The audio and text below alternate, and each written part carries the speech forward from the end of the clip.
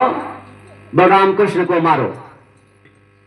मंत्री पहलवानों ये सबको आदेश दे दिया, जाओ मल्लयुद्ध करो उससे, जेन केन प्रकारेण जैसे भी हो, मेरा जो शत्रु है उस दोनों को मारो।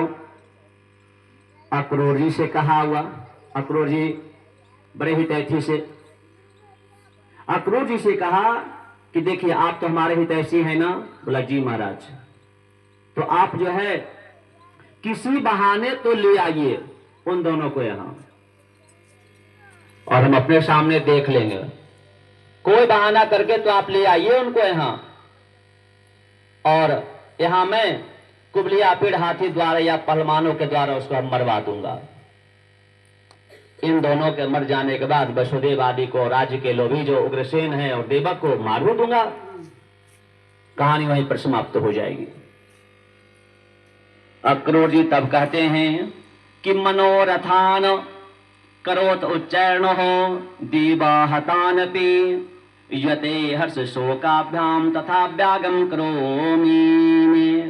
हे राजन, आप जिसके लाने की बात को बोल रहे हैं ना, आप जान लीजिए मनुष्य उनके बारे में बड़े बड़े मनसूबे तो बांधते हैं, लेकिन शायद वह कार्य उसका पूर्ण नहीं होता।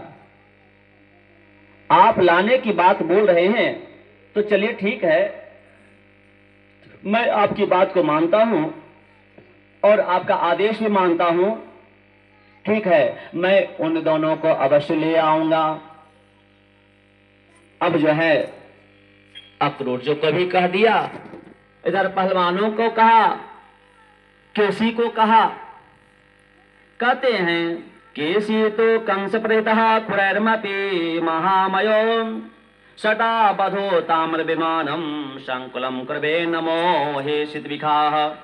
कहते हैं कि हे राजन, कंस का भेजा हुआ केसी वह जो था वह महावेगवान बहुत बड़ा एक घोड़ा बन गया। वह केसी का सुन लीजिए कहानी। बहुत बड़ा एक घोड़ा बन गया और टापों से धरती को बिदारता हुआ, गर्दन के बालों से आकाश के बादलों एवं विमानों को तितर बितर करता हुआ, एकदम पूरा हिनहिना करके जैसे घोड़ा चलता है ना, वैसे हिनहिनाहट से सारे संसार को भयभीत करता हुआ वह दुष्ट कंस का हित करने के लिए ब्रज में आ गया। वह कैसे किसका रूप लेगा? अश्व का। श्री कृष्ण को देख करके उनके ऊपर द्युति झाड़ी, मतलब अपना है ना, द्युति को झाड़ दिया। श्री कृष्ण ने बार बचा करके उनके पिछले पैरों को पकड़ लिया। अच्छा, द्युति मारते हो, झटका लगाते हो। श्री कृष्ण क्या किए कि उस अश्व के पिछला पैर को पकड़ लिया और ऐसे घुमाया कि जैसे गरुड़ जो है सर्प को पूंछ पकड़ के ऐसे घुमाता है। भगवान कृष्ण जो है इस प्रकार से उसको पैर पकड़ लिया और उस घोड़े रूपी जो केसी था उसको घुमा करके दूर फेंक दिया। श्री कृष्ण ने अपना बायां हाथ उसके मुख में डाल दिया। भगवान का हाथ मुख में ऐसे बढ़ने लगा जैसे बौडी में सर्प, जैसे बिल में सब जाता है तो सीधा हो जाता, बिना दबा किए जलोदर बढ़ता है। भगवान के शक्तिशाली हाथ से जो है केसी के दांत टूट गए। समेध माने न स कृष्ण बाहुना निरुद्धः वायुर्चनाच पिछिपानः टंगे सम्मरुलत्यः। बढ़ते हाथ जब गया ना उसके मुंह में, उसका सांस रुक गया, दम घुटने लगा केसी का, पैर पटक कर छटपटाने लगा, पसीने से तरबतर हो गया, उसकी आंखें फट गई, वह मल त्याग दिया केसी और पृथ्वी पर गिर पड़ा। तब भगवान श्री कृष्ण अपना जो है बायां हाथ निकालिए उसके मुख से कि बोलो अब क्या कोई इच्छा है तुम्हारी क्या? जब वहां देवता सब स्तुति करने लगे, वहां जो है सब स्तुति करने लगे कि कैसे अब देखिए परास्त हो चुका। हे प्रभु, आप सभी प्राणियों में अविच्छिन्न रूप से रहते हैं, आपने एक एक करके कंस के सभी सहयोगियों को मार दिया है। कि कहानी यह है कि भगवान जो बदला लिए हैं ना, जो वध किए हैं ना इन सारे असुरों को, उसके पीछे कारण है। कल भी मैं आपको बताया था बच्चा सुराघासुर के बारे में, केसी के बारे में जानिए। यह इंद्र का कुमुद नाम का अनुचर था, जो इंद्र को छत्र लगाता था। इंद्र जो है जब बैठते थे सिंहासन पर तो इंद्र को छाता लगाता था, यह इसका नाम था कुमुद। जब वृत्तासुर मारने के बाद इंद्र ने हत्या निवारण का यज्ञ किया था, तो उस अश्वमेध यज्ञ के घोड़े को स्वयं चढ़ने के फेरा में उस घोड़ा को यह चुरा लिया था कि हम तो इंद्र के जो है छत्रधारी हैं, हम ही इस घोड़ा पर चढ़ेंगे। मरुदंड पकड़ करके इसको ले आए थे और इंद्र ने जब साफ दिया कि अच्छा तुम घोड़ा चुराए हो तो जाओ, तुम घोड़ा हो जाओगे और मनवंतर क्रम में द्वापर में तुम कृष्ण के द्वारा मारे जाओगे। वही जो है कुमुद नाम का जो इंद्र का छत्रधारी हुआ, वह द्वापर में आकर के भगवान कृष्ण के हाथों उसका वध किया गया। ससायमाम बलारातिस्तम रचोधा जर्मते हयाक कस्ते संभयः भ्रमो मनवंतरः। इस प्रकार उस केसी का उन्होंने वध किया। भगवान जो है अब वहां से कहते हैं कि उनका तो वध किया केसी, तो उसकी मृत्यु हो गई। अब क्रूर जी को आदेश दिया था कंस कि आप जाइए, अब किसी प्रकार से दोनों को ले आइए मेरे यहां, हम यहां मल्लयुद्ध होगा, बलवानों के द्वारा, हाथियों के द्वारा, जैसे भी होगा हम वो दोनों को मार डालेंगे। कंस का निर्देश मिला इधर। अक्रूर जी जो है वह रात्रि तो मथुरा में ही बिताई। अक्रूरपे तचांग्रा स्त्रीं अधोपर महामते उसे रथमास्थाय प्रयो नंद गोकुलम। सुबह ही जग करके रथ पर बैठ करके नंद बाबा के गोकुल की तरफ बढ़ गए अक्रूर जी। कहते हैं अक्रूर जी सोचते हैं, रास्ता में चल रहे हैं, सोचते हैं अक्रूर जी कि आज कंस ने मेरे पर बहुत बड़ी कृपा की है ऐसा आदेश दे करके, और इसी बहाने तो कम से कम भगवान का दर्शन भी हो जाएगा। वो तो जानते थे आज भगवान श्री कृष्ण का दर्शन कर लूंगा और धन्य भी धन्य हो जाऊंगा। कारण कि बहुत बड़ा सौभाग्य होता है तो भगवान के चरणों का दर्शन होता है। मानस में इसके लिए आया है, देखूं जाई चरण जल जाता अरुण मृदुल से पद शोक दाता से करी सिनारी दंड कपाना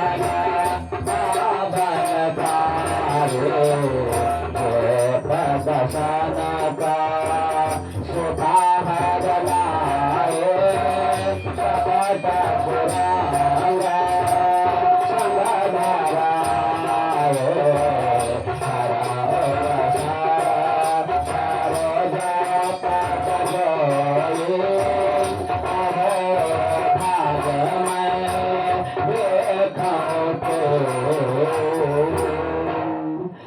कहते हैं क्या मैं तो धन धन हो जाऊंगा कि जिस पद का अनुसरण करके, है ना, ऋषि की नारी, मैंने आपको कथा बताया था अहिल्या, गौतम के नारे जिस पद का जिनके चरण रज को स्पर्श करके जो है अमृत को प्राप्त कर गई, आज उन भगवान के चरण कमलों का हमें दर्शन होना है। इस प्रकार बहुत बड़ा हमारे ऊपर कंस ने उपकार किया है। अक्रूर जी जो है सोचते सोचते शाम के समय ब्रज में पहुंच गए। आप देखिए वहां पहुंचते हैं, इति संचिंतन कृष्णम सफल का तनयो ध्वनि रतेन गोकुलम प्राप्त सूर्यास्ता च गिरिनृप। जब अक्रूर जी सूर्यास्त के समय गोकुल में पहुंचे तो अक्रूर जी ने गौशाला में देखा बलराम ने नीलांबर और श्री कृष्ण पीतांबर वस्त्र पहन करके बैठे हुए हैं। क्योंकि बलराम जी नीला वस्त्र नीलांबर, नीलम अंबरम जस्य असौति नीलांबर, नीला जिनका अंबर होता भी नीलांबर अर्थात बलराम, और पीतम अमरम जस्य असौति कृष्ण, यह बौद्ध समास है। तो पीला अंबर पहन करके श्री कृष्ण और नीला अंबर पहन करके बलराम जो है गौशाला में बैठे हुए हैं। ऐसे मनोहारी रूप को जब देखा ना अक्रूर जी, तब जो है सुखदेव जी वहां कहते हैं, सुनने की भाषा, ददर्श कृष्णम रामं च ब्रजे गोदोन्हतः पीता नीलांबरधरो सदम्बरहुक्षण। जब श्री कृष्ण बलराम जी ने अक्रूर जी को देखा तो बड़े प्रसन्न हुए, कहने लगे, आहा चाचा जी आपने बहुत बड़ी कृपा कर दी है। आहा क्या बात है, अक्रूर जी को देखते ही चाचा जी की संज्ञा दे दिया। कहते बड़ी कृपा की। सुखोपदिष्टम पर्यंके राम कृष्णोर्मान्वितः लेभे मनोरथान सर्वान पथियान सचकार। दोनों भाइयों ने उनकी बड़ी सेवा शुश्रूषा की। बलराम और कृष्ण बड़ा प्रसन्न हुए, उनको बैठने के लिए आसन लगा दिया, बैठाए उनको, और उनकी सारी कामनाएं पूर्ण हो गई। भगवान कहने लगे कि चाचा जी आप बड़े उदार होके हैं, आने मार्गों को कष्ट तो नहीं हुआ ना। भोजन प्रसादी के बाद श्री कृष्ण ने पूछा कि चाचा जी हमें बताइए, कंस हमारे परिवार जाति भाइयों के साथ कैसा व्यवहार करता है वहां, ये ऐसा बता दिए तो ध्यान से समझेंगे। हमारे माता पिता हमारे ही कारण तो जेल में बंद है ना, यह तो मुझे पता है। हमारे ही कारण उनके पुत्र मारे गए हैं, यह भी पता है। तो और तो कुछ बताइए। सुखदेव जी कहते हैं कि पृष्ठो भगवता सर्वं वर्णयामास माधवः वैरानुबंधम यदोषो वसोदीव दधोदमम्। हे राजन, भगवान के पूछने पर अक्रूर जी ने दोनों भाइयों को बताया। क्यों करेंगे सांस बैठो। भगवान के पूछने पर अक्रूर जी ने दोनों भाइयों को बताया कि देखिए, नारद जी ने कंस को यह सब भेद बता दिया है आप दोनों के बारे में। आपके बारे में जो छिपा रहस्य था कि आप किनके पुत्र हैं और कहां पड़ रहे हैं, यह सारा भेद का उद्भेदन नारद जी ने जाकर के कर दिया। और नारद जी का मतलब नारद, उस दिन देखने सुनता थे, जस्य वाक्यम न प्रभो, जिसका कोई वाक्य रद्द ही नहीं होता, अकार्य सत्य होता, वह नारद है।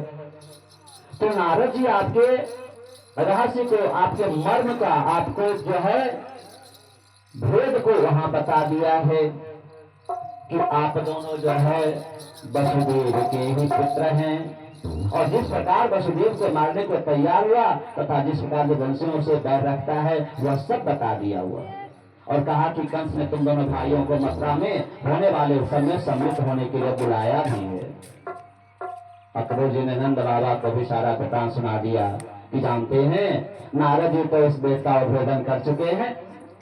नंद बाबा ने सबसे कह दिया कि देखो उत्सव देखने मथुरा गौरस की भेंट लेकर चलेंगे।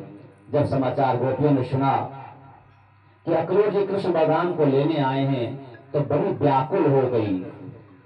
क्योंकि गोपियों के साथ भगवान तो महाराज बसा रहे थे। ब्रजनारी व्याकुल भई तुमरा प्रेम अपार, मथुरा जाते प्राणपति कैसे हो निर्वाह। इधर जब गोपी सुन गई कि अब अक्रूर जी आए हैं इनको लेने के लिए, और ये हम लोग के अधिपति जो हैं कृष्ण अब यहां से जाएंगे, तो सबके सब कोसने लगी। ब्रज गोपियां विधाता को कोसने लगी। अहो विद्या स्तपन क्वचिद्या संजय नेत्रा प्रणयी देहिनः। अरे विधाता, आपको जरा भी दया नहीं आया? तुम पहले तो प्राणियों को मैत्री भाव से मिला देते हो और उनकी आकांक्षाएं पूरी नहीं हो देती और फिर अलग कर देते हो। क्या यही सत्य है? इसलिए हम जो है आपसे प्रेम किया था। यह तुम्हारा बच्चों ऐसा खिलवाड़ परिजन शून्य है। गोपियां जो थी अक्रूर जी के आने पर एक भाव अपने आप को समर्पित करती है। कहती हैं कि प्रकृति का जो लीला है, पहले तो प्रेम बढ़ा दिया, अब प्रेम बढ़ाने के बाद जो है अब वहां से चले जाएंगे। गोपियां कहने लगी, हे क्रूर जी, आप हमें बताइए, हम सब आपका क्या बिगाड़ा है? जब इनको लेने के लिए चले आए हैं, जो हमारे प्राण रात को आप ले जा रहे हो। हे अक्रूर जी, तुम्हारा स्वभाव नाम के विपरीत है। नाम तो आपका अक्रूर है। अक्रूर, क्रूर मतलब, क्रूर मतलब क्रूर स्वभाव, कर्कश स्वभाव। कि नाम तो आपका अक्रूर, मनुष्य का कर्कश स्वभाव होता ही नहीं है। और आप उसके ठीक विपरीत हो, यानी आपका नाम अक्रूर, लेकिन आप हो बड़ा क्रूर। आप तब तो लेके जा रहे हो ना। तो कहते हैं, सुंदर तन अति सौम्य मुख, पर स्वभाव से क्रूर, सुंदर बे नर मूर्ख है, नाम भरियो अक्रूर।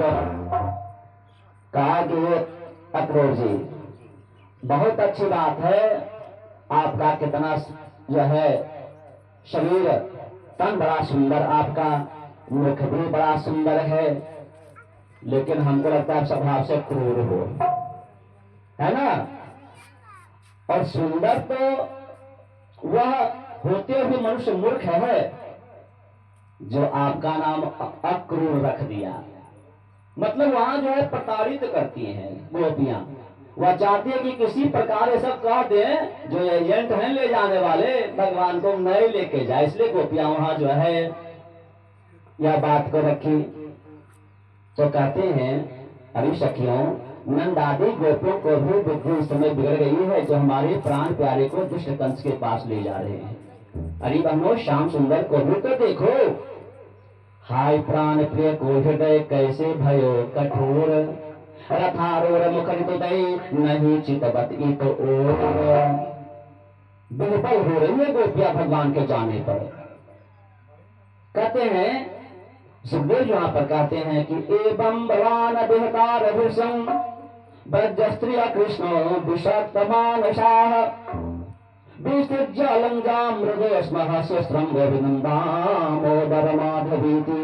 हे राजन, इस तरह अपने भाव से विफल होकर के गोपियां अक्रूर जी को कहती हैं कि मत लेके जाइए। अब जो है भगवान के बिछोड़ने की, अब तो चले जाएंगे। सब गोपियां रोने लगी, कृष्ण को मन में बसा कर रोने लगी, भगवान शंकर को मनाने लगी सब, है ना, कि अवघरदानी आप तो सबकी कामना को पूर्ण करते हैं। आप कुछ ऐसा रूप दे दीजिए, कुछ ऐसा जो है मूड चेंज कर दिए इनका कि यहां से नहीं जाएं। ऐसे कहकर गोपियां जो है भगवान कृष्ण जब रथ पर बैठ के जाने के लिए उसके आगे आ जाती हैं। श्री कृष्ण बोले कि हे ब्रजबाला, जाने से क्यों रोक रही हो, है ना। परस्व आगमिष्यामि, परस्व आगमिष्यामि। देखो, आज तो मैं जा रहा हूं, कल नहीं परसों आ जाऊंगा। भगवान कहे कि देखो, अभी तो जा रहा हूं, कल नहीं परसों आ जाऊंगा, अब तो रोको मत मेरे रथ को। ऐसा कहकर अक्रूर जी को भगवान बोले कि अक्रूर जी रथ को बढ़ाइए। रथ आगे बढ़ गया। जो बिरहनी गोपियां थी उनको चैन कहां, उनको चैन कहां था। रथ के पीछे पीछे चलने लगी। भगवान आगे आगे जा रहे हैं, रथ के पीछे पीछे वो लोग चल रही हैं। रो रो करके ऊंची आवाज में कहने लगी, एक एक पल बना जगोसा दारुण पीड़ा का आधार, आंखों में छाई बरसाई तो अपिरल बही अस्त्रो जलधार, हुआ पथा मैं हृदय कर उठे, प्राण करुण स्वर हाहाकार, प्रियतम विरह विषय से सुना, हुआ असहज यह संसार। विरह से विरह को हो करके गोपियां जो है अपने भाव को करती हैं, बताती हैं कि हे कृष्ण आपने यह क्या किया, यह जो है हम लोग के साथ प्रेम लगा करके और हम लोग को छोड़ करके आप भागे जा रहे हो, नहीं अच्छा नहीं है यह व्यथा, यह आपने करुणता। मैं तो जानता हूं कि हम लोग जानते हैं कि आप करुणामयी थे, लेकिन नहीं आप करुणामयी नहीं है, आप हम लोग को छोड़ करके जा रहे हैं। तो कहते हैं ये गोपी कहने लगी, जानते हो कबहु पुरे न भये निंदा बास और काम, सारे बंधन छोड़ के भजलो राधे श्याम। बोले देखो कुछ कहने से हम लोग को अब नहीं होगा, सब संतोष करने लगी धीरे धीरे कि जाना तो तय है इनको, तो जाएंगे ही। तो ऐसा करो कि हम लोग राधे श्याम का ही भजन कर लो, वही अच्छा रहेगा। और जब हम लोग भजन करेंगे तो हो सकता है कि हम लोग के मन में सांत्वना मिल जाए, क्योंकि जो व्यथा आ गई है अब तो इस व्यथा को हम लोग मिटा नहीं सकते।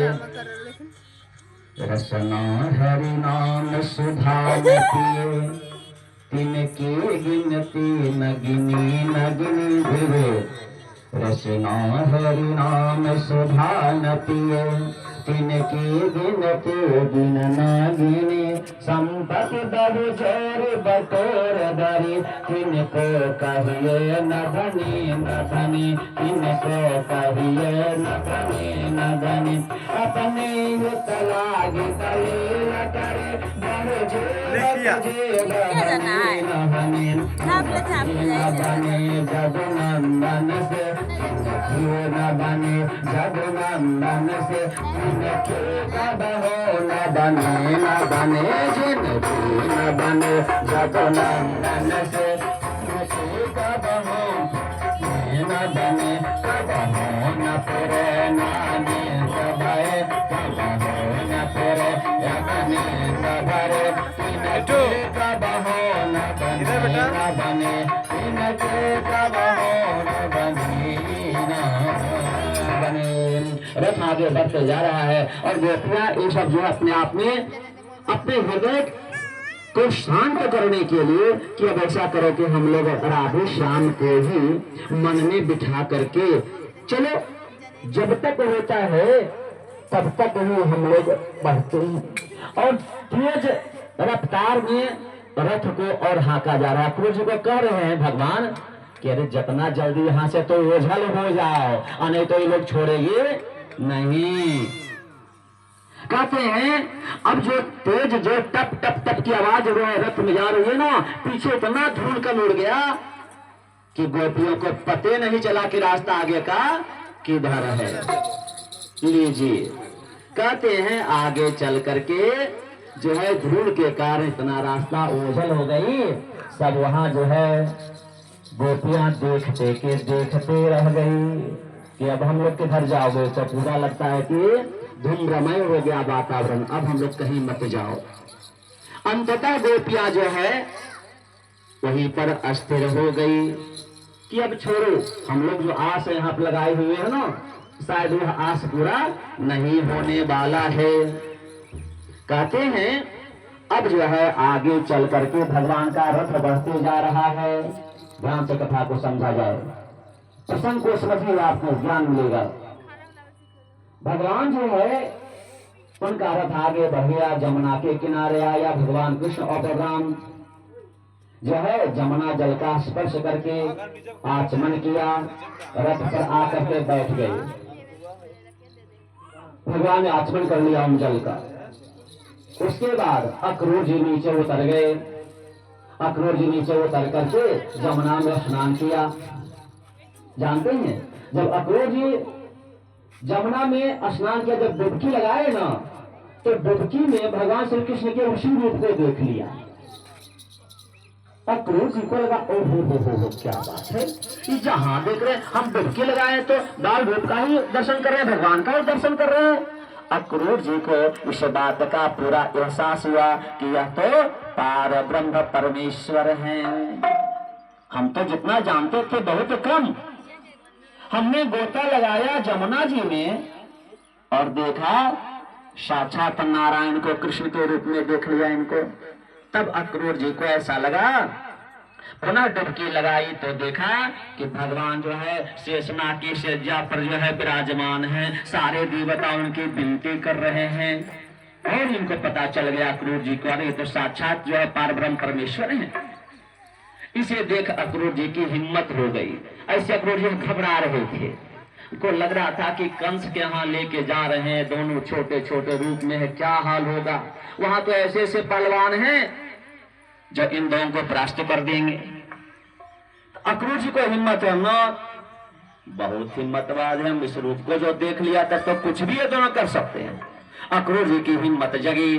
अक्रूर जी वहां आए स्नान करके और भगवान को अपने मंत्र भाव से जो है विनती किया कि नमस्ते वासुदेवाय नमः संकर्षणाय च प्रद्युम्नाय अनिरुद्धाय शांततापतये नमः। नमस्ते वासुदेवाय सर्वभूतच्छायाय च ऋषिकेश नमस्तुभ्यं प्रपन्नं पाहि मां प्रभो। भगवान जान करके भगवान की स्तुति कर लिए अक्रूर जी। अक्रूर जी सुनते हैं कि अब कोई बात नहीं है। वह वंदना करते देख भगवान ने जल में सपना रूपा दृश्य जो दिखाया था, भगवान फिर अपने रूप में आकर के चुपचाप जो है बैठ गए अपने रथ पर। तो दृश्य तुरंत हो जाते हैं। अक्रूर जी जल में से निकले और रथ की रथ आते हैं तो देखते हैं भगवान है ना। भगवान से बोले क्या चाचा जी क्या हाल, स्नान हो गया जमुना जी में? बोला जी महाराज। कुछ अजूबा चरित्र देखा जमुना जी में? बोला ऐसे आश्चर्य में क्यों है? अक्रूर जी बोले कि देव देव जगन्नाथम पुण्यश्रवणं कीर्तनम, देव देव जगन्नाथम पुण्यश्रवणं कीर्तनम, जगद्दलर श्लोक नारायण नमोस्तुते। बोले हे प्रभु आप देवताओं के देवता हैं, आपका कीर्तन श्रवण पाठन बड़े बड़े तपस्वी, आपके स्तुति बड़े बड़े जो है विद्वान भी नहीं कर सकते। हम क्या कर सकते हैं? हम जो आपका जो रूप देखा डुबकी लगाते जमुना जी में, मुझे यह आभास हो गया, इससे आभास हुआ आप निश्चित तौर पर पारब्रह्म परमेश्वर हैं। मैं आपको नमस्कार करता हूं। अक्रूर जी ने नमस्कार किया और वहां पर एक भाव है, खूबसूरत जमाने, भगवान पर बोलते हुए खूबसूरत जमाने में तुम सा नहीं, खूबसूरत जमाने में तुम सा नहीं, इन अदा पे दुनिया मचल जाएगी। खूबसूरत जमाने में तुम सा नहीं, इन अदा पे दुनिया मचल जाएगी। चांदनी का नजर आपको देख कर, चांदनी का नजर आपको देख कर, हमारे नजारत सजम जाएगी। खूबसूरत जमाने में तुम सा नहीं, इन अदाओं पे दुनिया मचल जाएगी। इन अदाओं पे दुनिया मचल जाएगी। अक्रूर जी कहते हैं भगवान मैंने जो आपका वह बखूबी रूप जो देखा ना, तो हमें आभास ऐसा हो रहा है कि आप ऐसे हैं जो इस जमाना का उस जमाने को भी तारतम्य आप कर सकते हैं। दीन दुखियों की सुन दुख भरी दासता, दीन दुखियों की सुन भरी दासता, मंडल पे करुणा बरस जाएगी। खूबसूरत जमाने में तुम तो दुनिया न चल जाएगी, किसी ख्वाहिश से मेरा दिन रहा, किसी ख्वाहिश से मेरा दिन रहा, झलक दे निखर जाएगी, झलक दे निखर जाएगी, सूरत जमाने में तुम सामने, इन अदाओं को दुनिया बदल जाएगी, इन अदाओं को दुनिया बदल जाएगी। अखिलेश जी ने जब जल में और जल से बाहर भगवान जी के रूप को देखा ना, तो इनकी प्रभुता देख करके कि स्वयं भगवान की सुरक्षा के संबंध में जो शंका थी वह मिट गया। कोई बात नहीं, अब हमको बहुत हिम्मत आ गया है, उसे भगवान ने निर्मूल कर दिया। सोचते हैं ये तो सबके पालनहार और रक्षक हैं, मैं इनकी रक्षा क्या कर सकता हूँ, हम इनकी रक्षा क्या करेंगे। अक्रूर जी ने सोचा। मथुरा आ जाने पर अक्रूर जी बोले,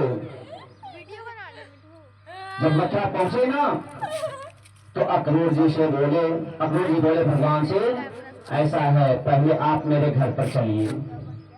अक्रूर जी बोले ऐसा, भगवान बोले चाचा जी देखिए ठीक है आप कह रहे हैं तो अच्छी बात है, लेकिन हम कंसादे दुष्टों को मार करके ही आपके पास पहुंचेंगे। हाँ अच्छी बात है, आप रथ ले जाइए और ऐसा होगा खाली रथ जाएगा कंस के पास, और यह रथ पहुंचा दिया सूचना दे दीजिएगा कि हम आ गए हैं।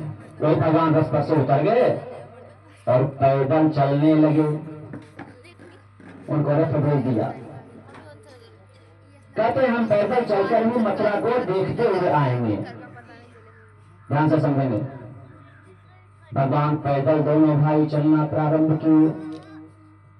कहते हैं जब भगवान मथुरा में घूम रहे थे तब स्त्रियां भवनों के झरोखों से, छतों से, खिड़कियों से भगवान का दर्शन कर रही थी,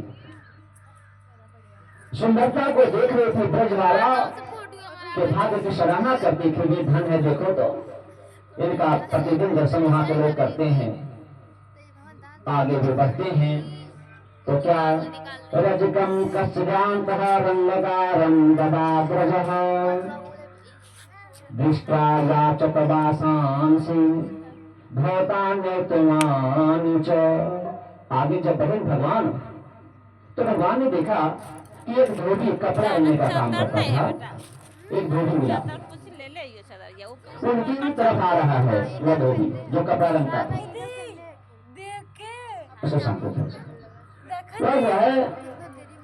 भगवान ने धुले हुए वस्त्र दे करके उससे वस्त्र मांगे। अच्छा बात है भाई, तुम्हारा तो बहुत अच्छा काम लगता है, तुम वस्त्र धोते हो है ना। बोला हाँ, तो तुम कपड़े रंगने का विकास करते हो क्या? भविष्य बोला हाँ, क्या बात है? तो धोबी ने बोला तो अच्छा है। तो धोबी क्या बोला, अरे भाई तुम जंगल में रहने वाले गवरिया और तुम जो है राजाओं के पत्थर पहनोगे, सब जो पत्र है तुमको नसीब है क्या जो इसे पत्र की मांग कर रहे हो? भगवान बोले कि बोला निज मुख देखो नीरा, भूप पसंद तुम जाति हीरा। तुम एक जाति के हो, तुम ग्वाल वालो धोलो क्या पता, तुम तो एक जाति के हो और तुमको ऐसा पत्र भाएगा क्या? और तुम्हारे लिए यह तो राजर्षि पोशाक है, हम उसको धोते हैं कपड़े, मैं कंस महाराज के कपड़े को धोता हूं, और तुम जो है हमसे इस कपड़े की उम्मीद रखते हो। सुनि बलभद्र निधन कटिदारा, पहले पट सब निज अनुहारा। कहते हैं वह जो है अकड़ करके जो बोला ना, वही भगवान तो सामने आगे बलराम भी थे, बलराम ने पूरे कपड़े को जो है अपनी तरफ खींच लिया और उसको जो है नमो नारायण नमो नमः कर दिया। जानते हैं वह धोबी कौन था? वह धोबी वही था, रामचरितमानस आप जानते होंगे, जो अपने कटु वचनों के द्वारा, है ना, श्री राम जी अपनी अर्धांगनी मां सीता का त्याग किए थे। वही था धोबी, वही धोबी था जिसके बात को सुन करके राम जी ने सीता को जंगल भेजे थे। वही धोबी था। पर उसका कल्याण हेतु जो है, वही इस द्वापर में आकर के वही धोबी जो है भगवान के द्वारा हतोहत हुआ। मथुरायाम द्वारंते रजत सौबभूय कुवाक्य दोष शांत तम तुम जघान हरि स्वयं। भगवान इसी युग में आकर के उसका जो हतोहत कर दिया। आगे बढ़े, देखिए भगवान बदला लेते हैं, क्योंकि भगवान जो थे मर्यादा पुरुषोत्तम थे ना, वो तो सब आगे पीछे की बात जानते, लेकिन वह तो आए थे यहाँ मर्यादा पुरुषोत्तम बन करके, पुरुषों में उत्तम स्वरूप को दिखाना था उनको। और हमारे राम जी मर्यादा पुरुषोत्तम, लेकिन कृष्ण जी मर्यादा पालक। कृष्ण जी को मर्यादा पालक कहा जाता और राम जी को मर्यादा पुरुषोत्तम कहा गया। आगे जो भगवान बढ़े ना, तो हुआ क्या, जो कपड़ा बलराम जी ने टोटल ले लिया था उसका, उनके साथ जो और बाल थे, बाल बालों ने वस्त्र पहन लिए। परंतु ऐसा क्या होगा, कुछ बड़ा होगा, कुछ होता है, दूसरे का सिला हुआ वस्त्र बिना नाप का तो क्या होगा। कुछ वस्त्र छोटा कुछ बड़ा किसी का हो रहा था। आगे चलने पर एक दर्जी मिल गया रास्ते में। बाबू ध्यान से समझो थोड़ा सा कथा को। आगे चलने पर एक दर्जी मिला। भगवान बोले कि भाई देखो ना, उन लोगों को कुछ वस्त्र छोटा हो गया, कुछ बड़ा हो गया है, तो थोड़ा सा सभी जो शरीर में आ सके, फिट बैठ सके, सबका वस्त्र को साथ ठीक कर दो। उसने अपना सौभाग्य मानते हुए वस्त्रों को ठीक ठीक करके सबके अनुरूप कर दिया। वह दर्जी जो था ना, सबका जो वस्त्र था, सब उपयुक्त वस्त्र सबको सी करके दे दिया। भगवान ने प्रसन्न होकर के उसे सारू पे मुक्ति दे दिया। ग्वाल बाल बोले, गोविंद उस दर्जी को कुछ मजदूरी तो दे दो। भगवान बोले कि चलो इसका देखो मजदूरी क्या है, तुम लोग के कपड़े को सबको दिया है ना, बढ़िया से सी दिया है ना, उपयुक्त है ना। तो बोला हाँ, तो इसका मजदूरी तो यही होगा, जानते हो क्या, कि इस वर्ष में तो नहीं, इस युग में तो नहीं, मैं इसे आशीर्वाद देता हूं कि कलयुग में दर्जी को कपड़े से ज्यादा उसको सिलाई मिलेगा। बात है सही है। आपका देखिए 100-200 रुपया का कपड़ा सिला, उसका 500 रुपया जाइए, है ना।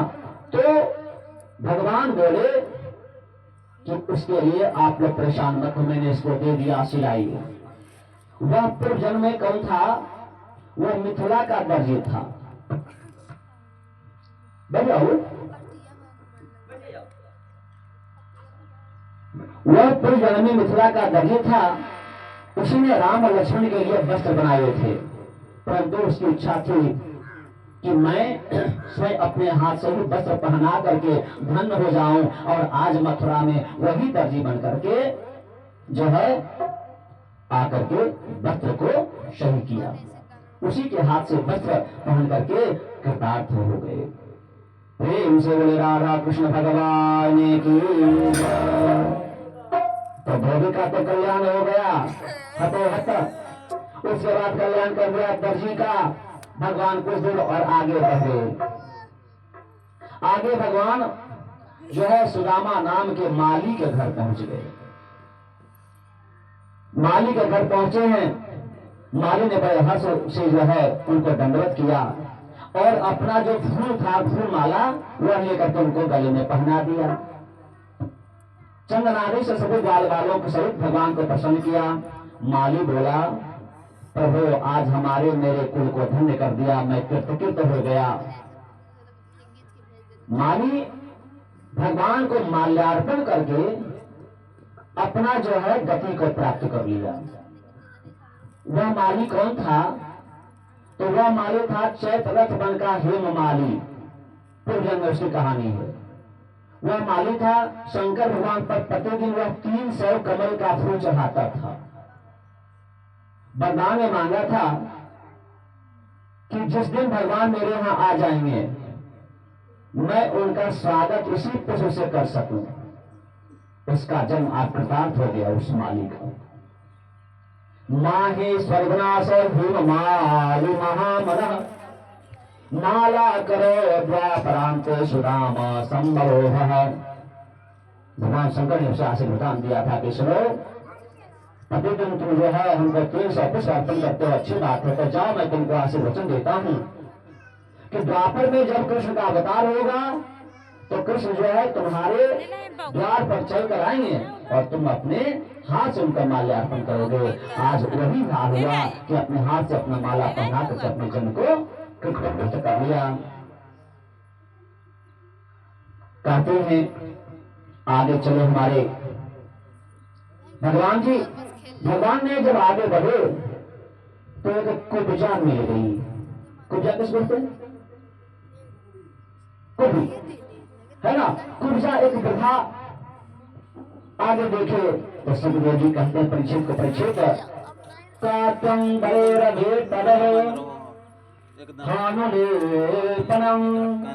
कस्यांगने साधु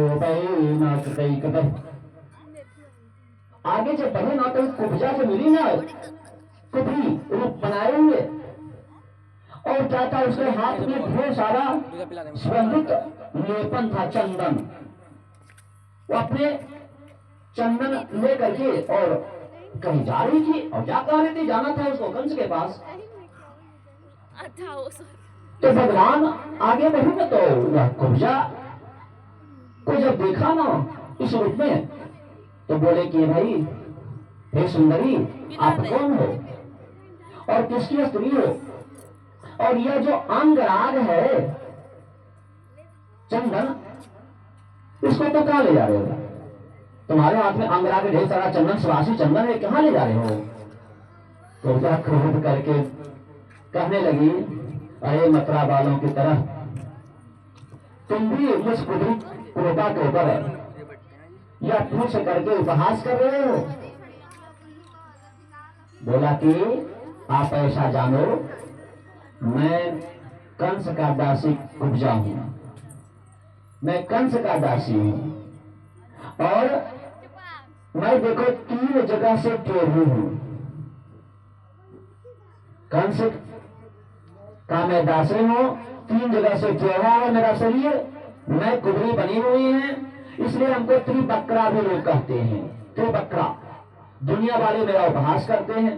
लेकिन ऐसा संजोग मानो कि जो कंस है ना मेरे द्वारा ही जो यह अंगराग है जो बनाते हैं हम उसे सुवासित करते हैं चंदन को, उसी चंदन को लगाता है, इसलिए मैं उस चंदन को लेकर जा रहा हूं महाराज कंस के पास।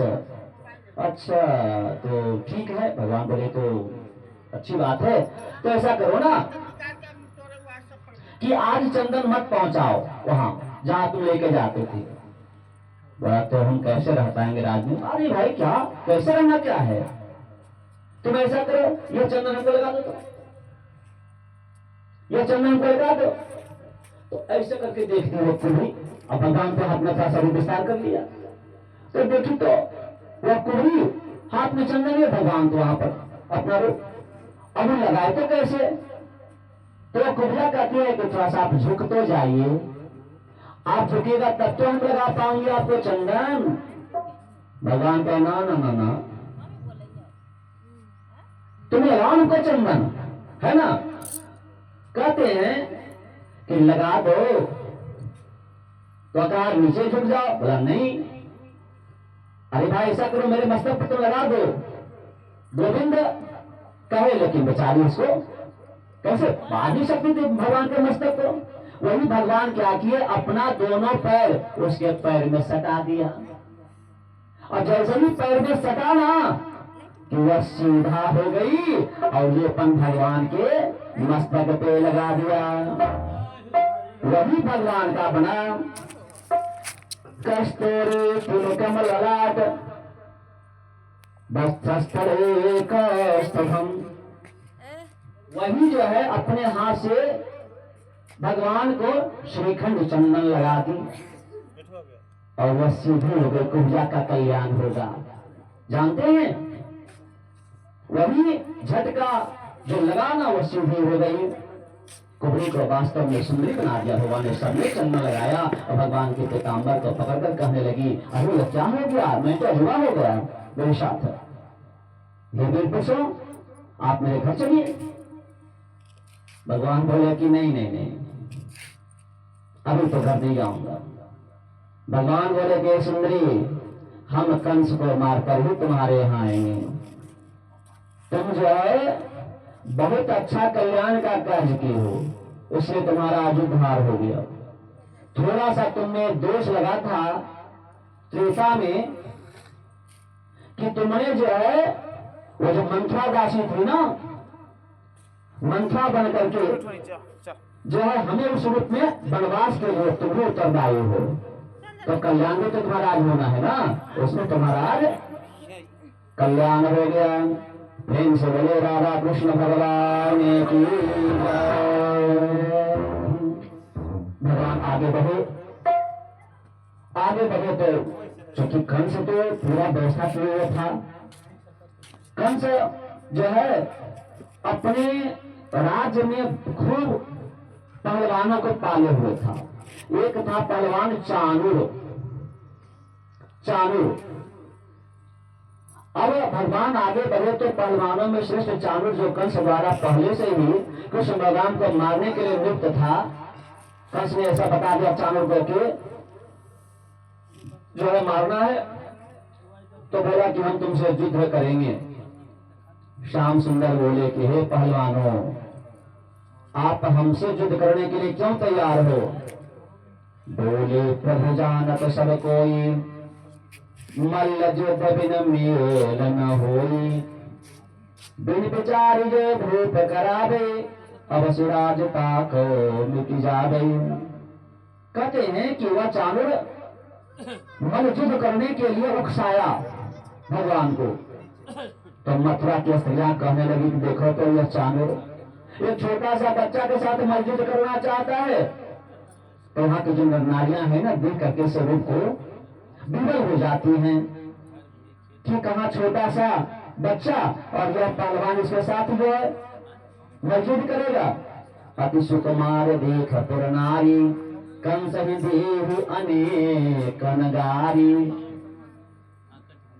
जब इस रूप को देखा ना कि एक छोटा बच्चा के साथ यह चाणूर मल्ल युद्ध करने के तैयार है, तो वहां की जो नारियां हैं ना, वह जो है ढेर सारी गाली गलौज करना शुरू कर दी मन ही मन कंस को कि देखो तो कौन पहलवान को भेज दिया छोटा बच्चा के साथ लड़ाई करने के लिए। हाय दुष्ट को दया नया गई, अमृत सीमा को युद्ध करा गई। कैसा कंस है, ये कैसा युद्ध करा रहा है? कभी मृग का सिंह के साथ जो है युद्ध हो सकता है क्या? मृग के साथ जो है सिंह का युद्ध हो नहीं सकता। और वैसे इस बच्चे के साथ जो है युद्ध करने के लिए है ना चाणूर को भेजा है।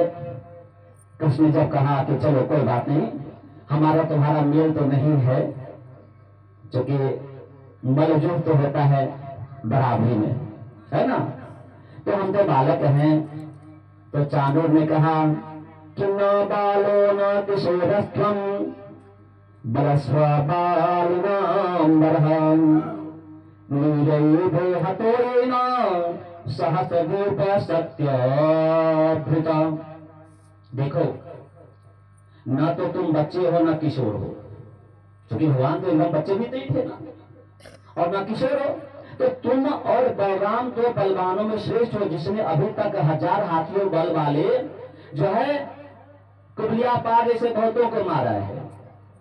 तो ठीक है, तुम बालक तो एकदम हो नहीं, अतः ऐसा करो कि पहले मुष्टिका युद्ध कर लो।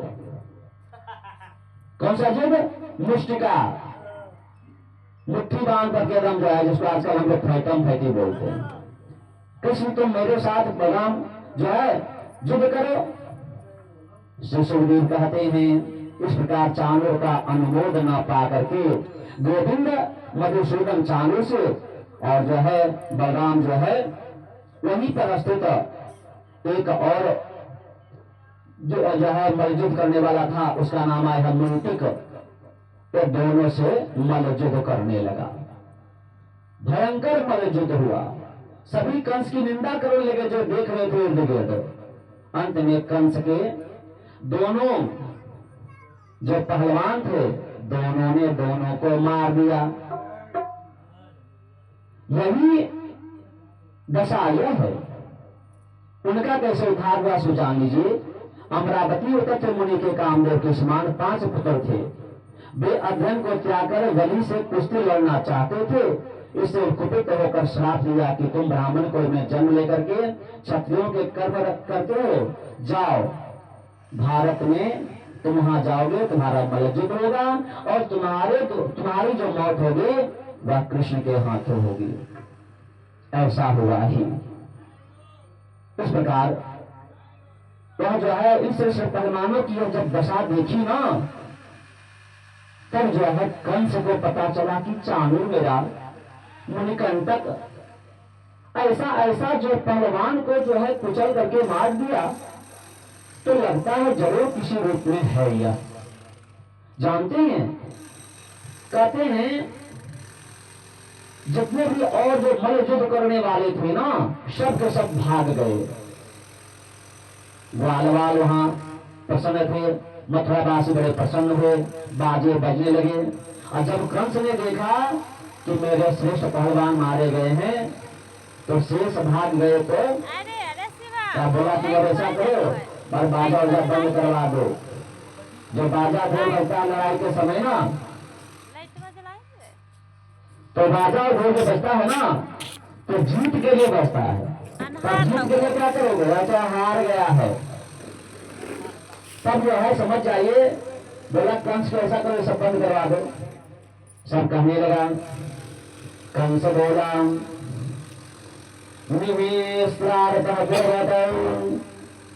वसुदेवात्मजपुरात् धनमहत गोपानां नंदं बदता दुर्मतिम्। कंस कहने लगा वसुदेव के दोनों पुत्रों को ऐसा करो ना, जो आ गया है ना, नगर से बाहर निकाल दो। भय समाने लगा उसको, है ना, बाहर निकाल दो। सभी गोपियों का धन हर लो, कुबेर नंद को बेड़ियों में जगड़ दो। इस दुनिया मिथ्यावादी वसुदेव को जिसने अपनी प्रतिज्ञा का पालन ठीक वश नहीं किया, सज्जन नहीं है, अभी उसको मार दो। यह उग्रसेन शत्रु पक्ष से जा मिला है, श्री को सहित इसका काम तमाम कर दो। तो उग्रसेन को मारने के लिए तत्पर हो जाते हैं। जब श्री कृष्ण ऐसी दुर्बार कहते सुना कि कंस ऐसे बोल रहा है, तो बोले मामा जी अरे आप धैर्य तो रखिए ना, उपाय हो जाएगा आपका, परेशान मत होइए, आप ज्यादा परेशान हो, धैर्य रखिए। अरे सभी को आप क्यों आप बक कुछ बोलते जा रहे हैं, गाली गलौज करते जा रहे हो, चिढ़कर अंत बक रहे हो आप। बड़े वाले से थोड़ा सा आग्रह हो कि आप जो मशीन चला रहे हैं उसको थोड़ा सा के लिए बंद कर दीजिए तो अच्छा होगा। बड़े वाले से आग्रह हो कि जो आप मशीन चला रहे हैं, यदि आपको ज्यादा डिस्टर्ब नहीं होता है तो थोड़ा सा बंद कर दीजिए। तो कहते हैं कि जब विवाद सुना ना कृष्ण उनके स्वरूप को, बोले मामा जी आप क्यों परेशान हैं, आप धैर्य तो रखिए। कृष्ण बोले, तो कृष्ण क्या बोले, मैं सीधी सीधी बात करूं तो उल्टा बकता जाता है, मामा मैं मीठी बात करो तो जहर उगलता जाता है, मैं सीधी बात करो तो उल्टा होता जाता है, मामा मैं मीठी बात करो तो जहर उगलता जाता है, जहर उगलता जाता है। जो जितना मीठा होता है वो अपना नाच कराता है, अपना मीठा होता है अपना नाच कराता है।